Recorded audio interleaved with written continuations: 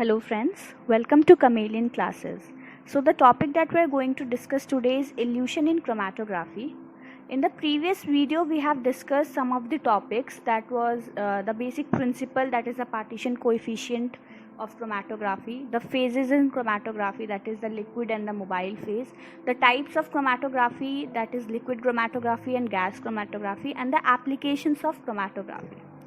So let us get ahead of illusion. So what is illusion? Illusion is basically development of the chromatography. Like we perform the chromatography to separate the analytes. So how does the final separation occurs? So that particular process is known as illusion. So illusion depends on specific nature of chemical interaction between sample and stationary phase. So we all know that the sample has different interactions with the stationary phase, and based on that we use different types of illusion. If we can say a precise definition of illusion, that can be process of removing analytes from the adsorbent by running a solvent called an eluent past the adsorbent analyte complex.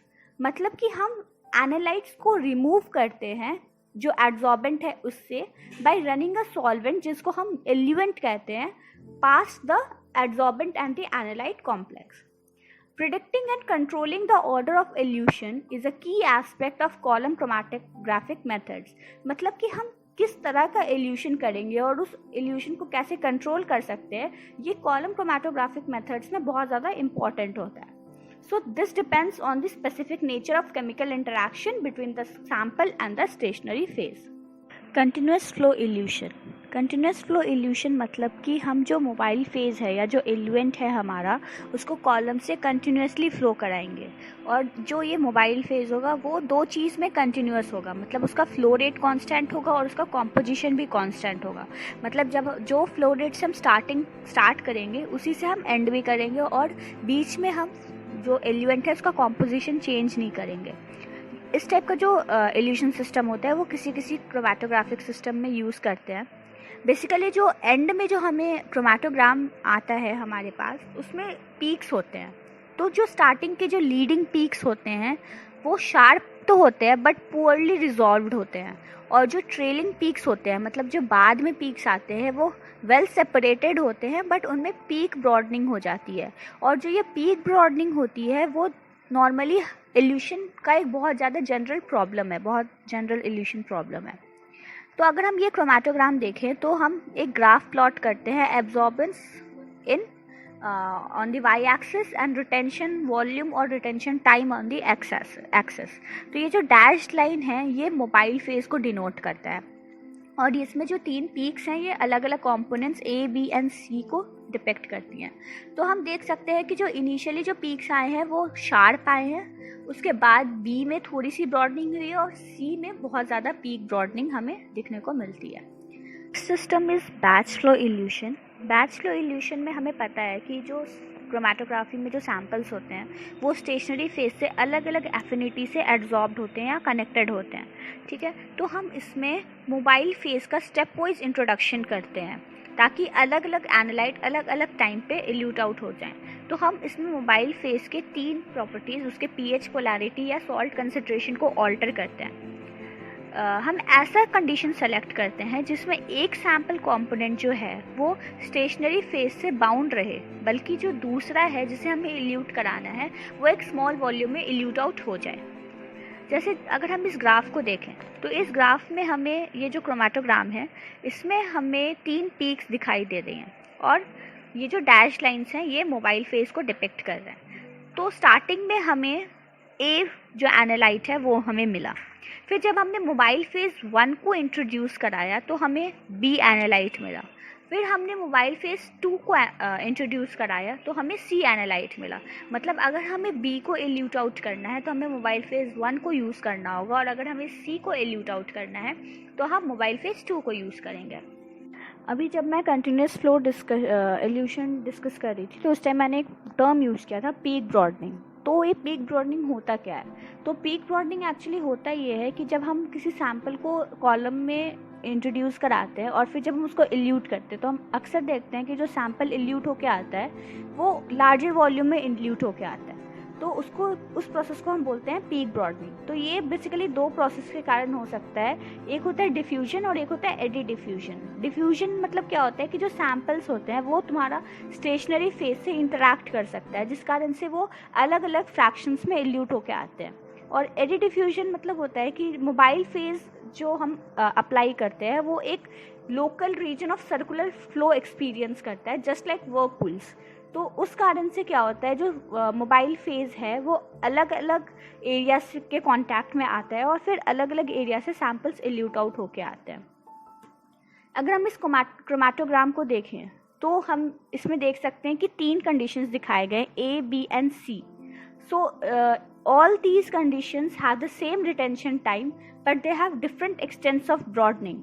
Like if we look into the A1, they are very sharp and well resolved peaks. So the ideal chromatogram should look like this one. If we look at the C graph, then we can see that the peaks are not properly resolved, neither they are very sharp. So these are poorly resolved peaks. And the more efficient chromatography is the B1 that we normally come through is B1, जिसमें कि peaks जो है वो properly resolved भी हैं और ज़्यादा peak broadening भी हमें experience करने को नहीं मिली है.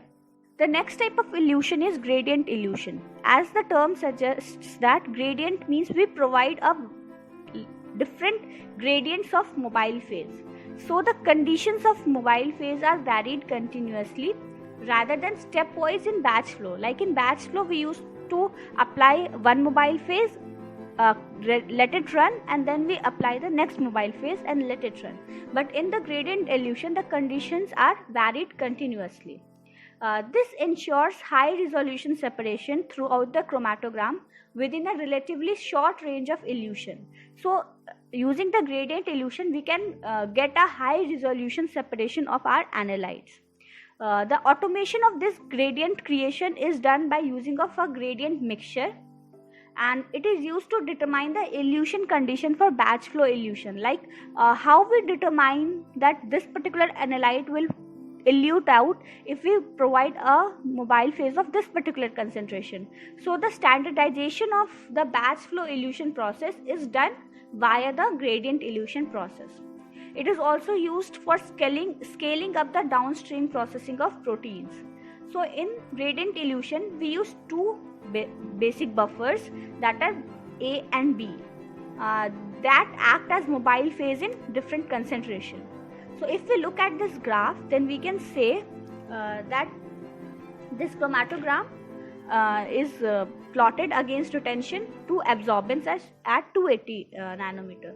So we see various peaks of different analytes A, B, C, D, E, and the dashed line denotes the mobile phase. Okay, so if we see, then before the B1, we start to increase the gradient and gradually increase the concentration of a particular buffer.